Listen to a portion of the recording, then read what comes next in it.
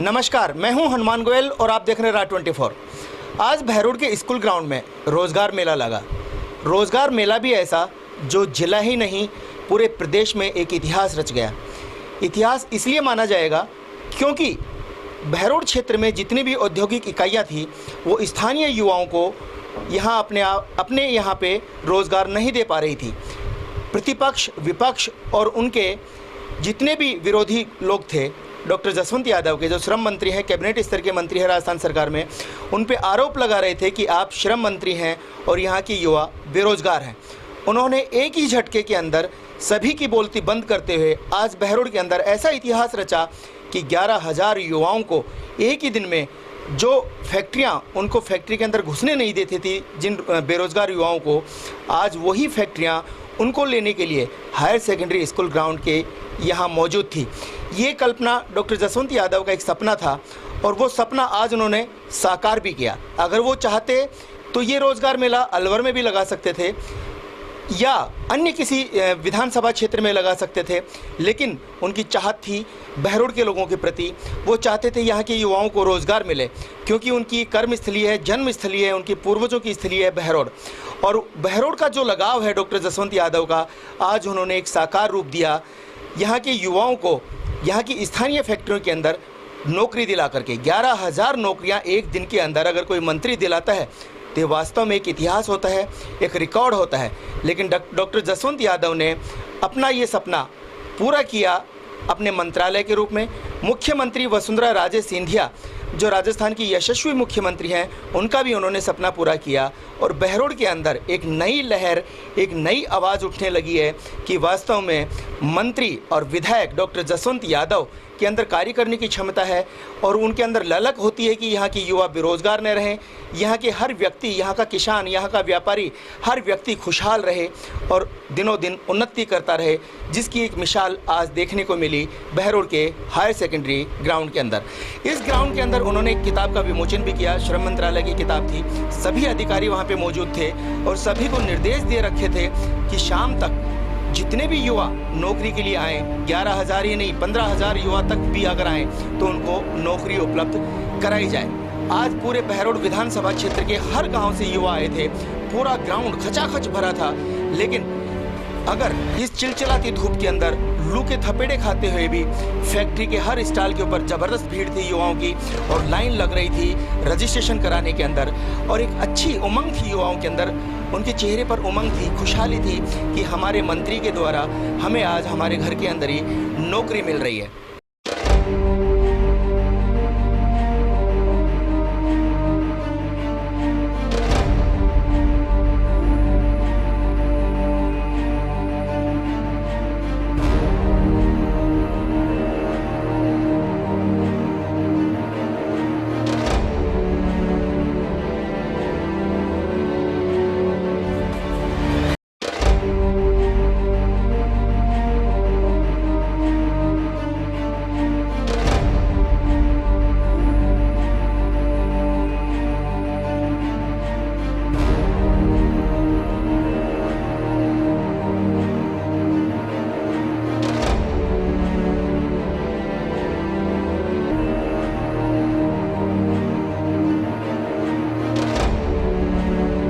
और इस मेले का जो आयोजन किया, जो हमारी माननीय यशस्वी मुख्यमंत्री जी की घोषणा थी कि राजस्थान के अधिक से अधिक नौजवानों को रोजगार लायक बनाया जाए, रोजगार दिया जाए।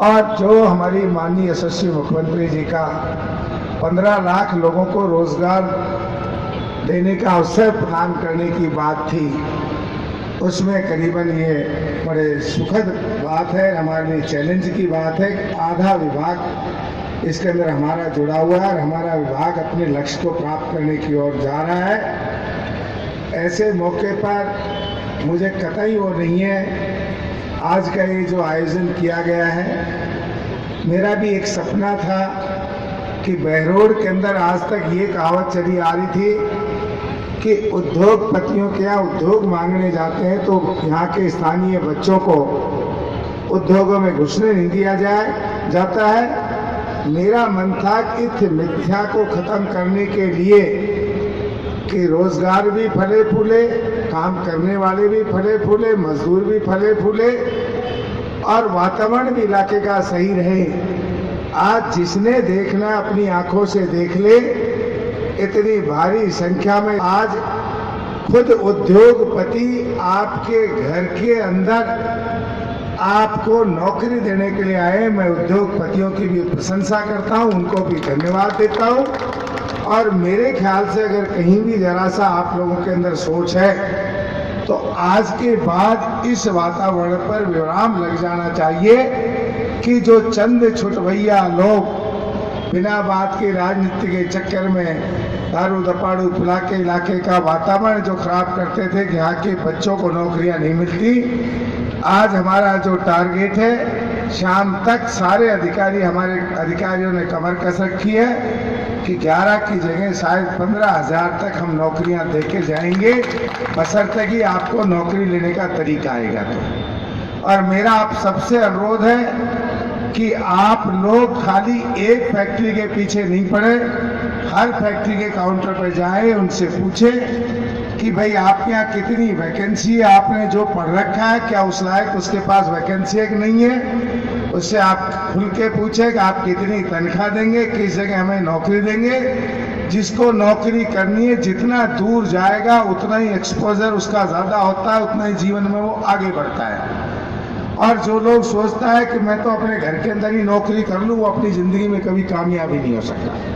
तो आपसे मेरा निवेदन है कि नौकरी पूरे भारत की है, एक किसी आपके घर की नहीं है। कहीं समझो कि आपकी पौड़ी की नौकरी है या आपके ग्वाड़ा की नौकरी, वो नौकरी जिसने नौकरी करनी है वो देश में कहीं भी जाके नौकरी करेगा, उसको एक्सपीरियंस मिलेगा और उसे और आगे बढ़ने का मौका मिलेगा। अभी जो हमारा विभाग छात्रवृत्ति देता है, एक छोटे से बच्चे ने पूछा कितना परसेंट नंबर है, 82%। अभी जो हमारी ITI से गए लड़के, उनको कहीं मेट्रो के अंदर 50,000 मिल रहे, कि 40,000 मिल रहे, कि 20,000 मिल रहे हैं। ये इसलिए मिल रहे हैं कि उन बच्चों ने ठान लिया था कि हम इस सरकारी कार्यक्रमों का फायदा उठाएं और अपने माता पिता का भी नाम रोशन करें, अपने आप को भी इस लायक सिद्ध करें कि हम कुछ कर सकते हैं। तो आपसे भी मेरा आग्रह है। बहुत से लोग हैं जो ये कहेंगे कि अगर एक फैक्ट्री में ना मिली तो नौकरी मिल रही है, 1000% मिलेगी। तो आपसे निवेदन है कि लेने की क्षमता बनाना, देश में कहीं भी नौकरी लगे वहीं भी जाने की वो करना, केवल थोड़ा दिमाग अप्लाई करना। खुल के हर फैक्ट्री को के आगे लिखवा दिया है कि कितनी वैकेंसी है, किस किस पोस्ट की वैकेंसी है, क्या क्या तनख्वाह मिलेगी। उस तरह से अगर आप सब फैक्ट्रियों में अपने फार्म भरेंगे तो सबको मिल जाएगी। मैं धन्यवाद देता हूँ। मेरा जो सपना था कि हमारे स्थानीय बच्चों को स्थानीय उद्योगों के अंदर रोजगार मिले, ये आपस में सामंजस्य बैठे।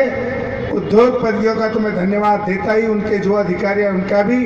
मैं सबसे ज़्यादा अगर इस मेरी मन की पीड़ा को किसी ने समझा तो मैं मन से, आत्मा से, मेरे प्रिंसिपल सेक्रेटरी बहुत ही जैसा देखा काम करना उनका कि परिवार की तरह काम लेते हैं, उनके मन में जो पीड़ा और दर्द होता है। मैं माननीय रजत मिश्रा जी जितनी आपकी तारीफ कर सकता हूँ उतना कम है, जिसको अपना धन्यवाद देता हूँ। मैंने जीवन में इस तरह के अधिकारी नहीं देखे। बहुत लंबी जिंदगी होगी, सब पदों पर रह लिया, पर वाकई में देश में इस तरह के अधिकारी हो जाएं तो ये देश कहीं का कहीं पहुँच सकता है। हमारे कुणाल साहब ने, मैं समझा कैसे ही कह दिया, बोला आप लगाइए, हम आपके यहाँ के बच्चों को नौकरी देंगे। ऐसे ही जब मैं आ रहा था तो ITI की घोषणा करा दी, नीमराना में घोषणा करा दी। और धन्यवाद देता हूँ कि आपने रजत मिश्रा जी के सहयोग से, कुणाल साहब, आपने जो बात कहा उस दमदार तरीके से आपने इतना जो रोजगार का सृजन किया। हमारी ITI की जो मैंने घोषणा की थी उसको पूरा कराने में आपका पूरा हाथ रहा। मेरे ही कार्यकाल में उसका शिलान्यास भी हो जाए, बन भी जाए, इसके लिए भी कमर कसो। और ITI नीमराना के लिए जो 3 करोड़ देने की घोषणा की थी वो 5.5 करोड़ रुपए हमारे विभाग देश बात के कुणाल साहब, मैं आपको धन्यवाद देता हूँ। इसी तरह इधर एक बहुत हल्के फुल्के से बैठे हैं, बहुत तेज तर्राट IAS ऑफिसर है, ईमानदार है। इन्होंने कहा कि डॉक्टर साहब आपके यहाँ जो छात्रवृत्ति मिलती है अक्षत योजना, इसको 100% क्लियर कराएंगे और जितना लेबर का जो पैदा होने से लेकर अंतिम यात्रा तक लेबर विभाग जो हमारा श्रम कार्ड मदद करता है, उसके हमारे योद्धा जो काम कर रहे हैं रजत मिश्रा जी के नेतृत्व में टीम से टीम मिला करके माननीय पृथ्वीराज जी आईएएस का भी मैं हार्दिक धन्यवाद करता हूँ। वाकई में मुझे जो मंत्रालय दिया माननीय यशस्वी मुख्यमंत्री वसुंधरा जी ने, और जो उनका सपना है कि हर मजदूर को मदद मिले, हर गरीब को मदद मिले, हर बेसहारा को मदद मिले, हर नौजवान को रोजगार मिले, इसके लिए जो मेरी टीम काम कर रही है, हमारे अधिकारी काम कर रहे हैं, उनके साथ जो और काम कर रहे हैं, जितने भी मेरे विभाग से जुड़े हुए हैं, चाहे वो अधिकारी हो, कर्मचारी हो, उन सबका मैं जितनी प्रशंसा कर सकता हूँ। आज मेरा दिल खुश कर दिया कि बहरोड की धरती पे स्थानीय लोगों को रोजगार देने के लिए जो ऐतिहासिक आपने कदम किया है, यही हमारी मुख्यमंत्री जी की मंशा है कि नौजवानों को रोजगार मिले। इसके लिए मैं, मेरे अंदर शब्द नहीं, एक मंत्री होते हुए बार बार मैं अपने अधिकारियों को धन्यवाद देता हूं कि आपने वाकई में ऐतिहासिक काम किया